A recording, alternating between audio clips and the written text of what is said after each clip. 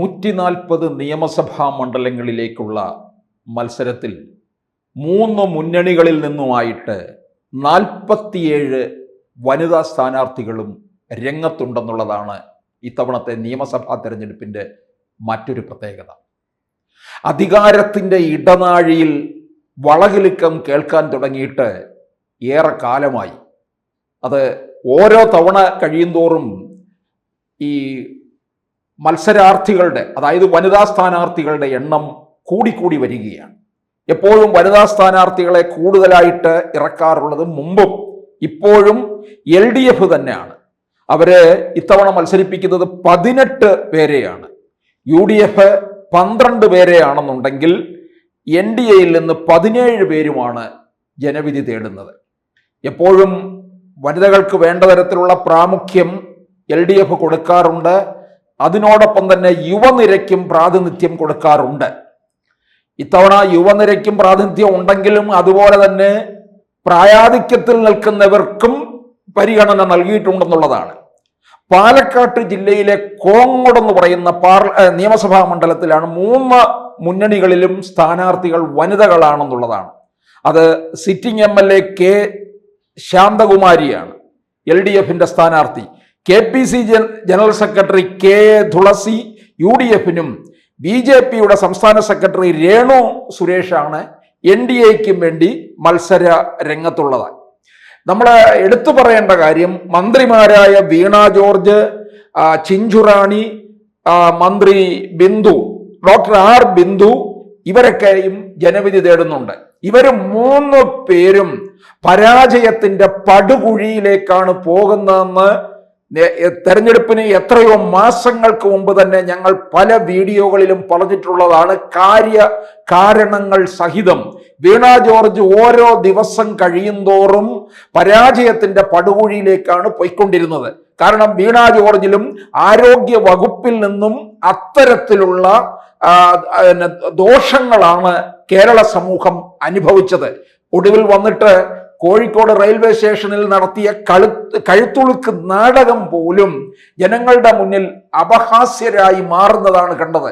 അങ്ങനെയുള്ള ജനം തീർച്ചയായിട്ടും ആറന്മുള നിയോജക മണ്ഡലത്തിൽ നിന്നും വീണ ജോർജിനെ തൂത്തെറിയും എന്നാണ് മനസ്സിലാക്കാൻ കഴിഞ്ഞിട്ടുള്ളത്.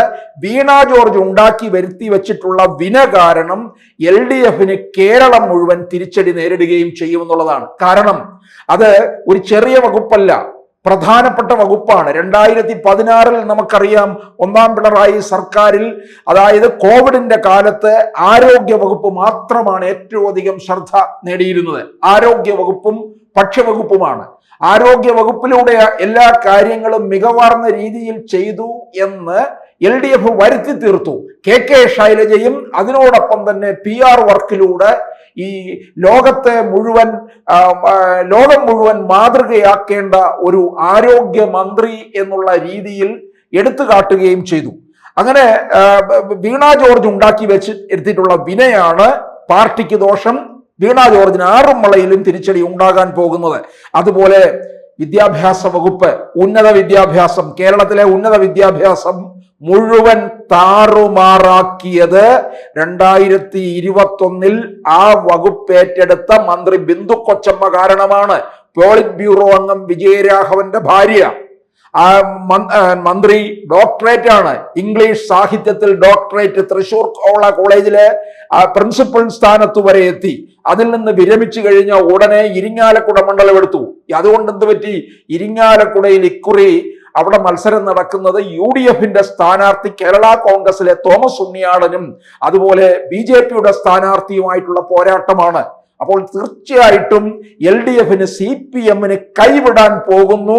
2ാമത്തെ മണ്ഡലം ഉറപ്പായിട്ടുള്ള, അതുപോലെ തന്നെ ഒരു വനിതയും കൂടി പരാജയത്തിന്റെ പടുകുഴിയിലേക്ക് പോകുന്നു എന്നുള്ളതാണ്. അതുപോലെ മറ്റൊന്നാണ്, ചിഞ്ചുറാണി ചടയമംഗലം മണ്ഡലത്തിൽ നിന്ന് വളരെ നേരത്തെ തന്നെ പരാജയപ്പെടും എന്നുള്ളത് ഉറപ്പാണ്. LDFന്റെ പ്രധാന പ്രമുഖർ മത്സരിക്കുന്ന വനിതകൾ എന്ന് പറയുന്നത് KK ശൈലജ, ബിന്ദു, ചിഞ്ചുറാണി, വീണ ജോർജ്, PK ശ്യാമള. ഇതിൽ KK ശൈലജ 2021 മട്ടന്നൂരിൽ നിന്ന് 60,000-ത്തിലധികം വോട്ടിന്റെ ഭൂരിപക്ഷത്തിൽ വിജയിച്ചു.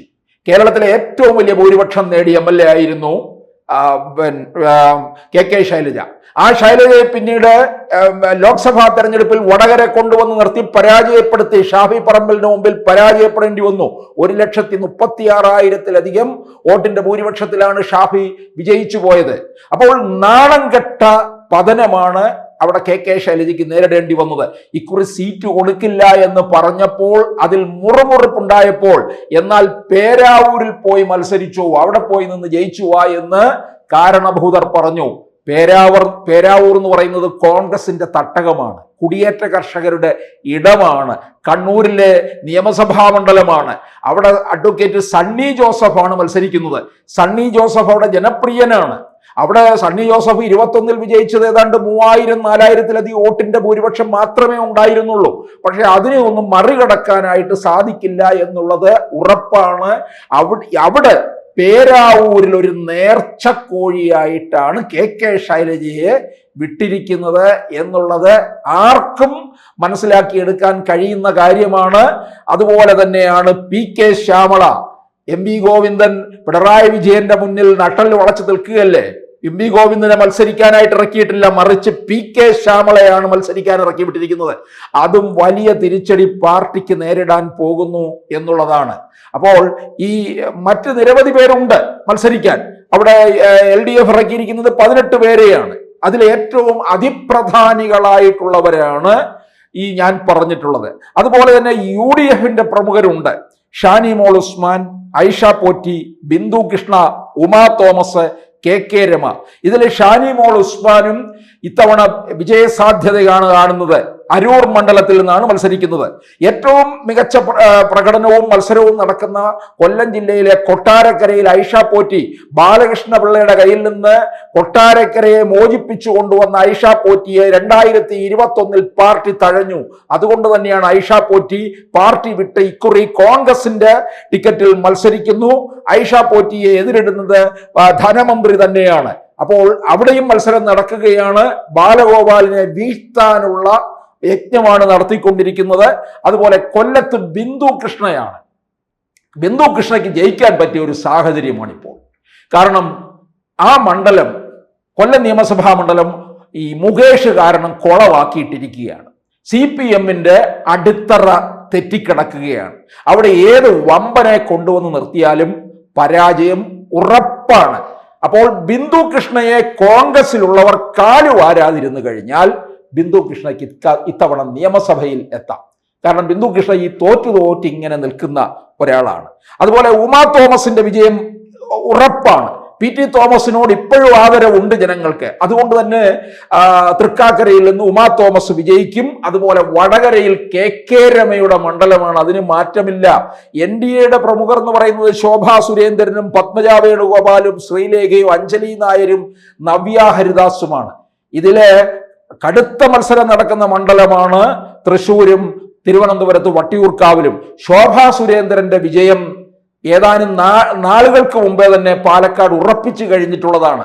അതിൽ അവസാന നിമിഷം ഏതെങ്കിലും തരത്തിലുള്ള അട്ടിമറി നടത്താനായിട്ട് സ്വന്തം പാർട്ടിയിൽ നിന്ന് തന്നെ ചിലരുടെ ശ്രമം ഉണ്ടായെങ്കിലും ശോഭാ സുരേന്ദ്രൻ അതിനെ അതിജീവിക്കുകയാണ് ചെയ്തിട്ടുള്ളത്. എന്തായാലും ജനവിധി തേടി 47 വനിതാ പോരാളികളാണ് ഉള്ളത്.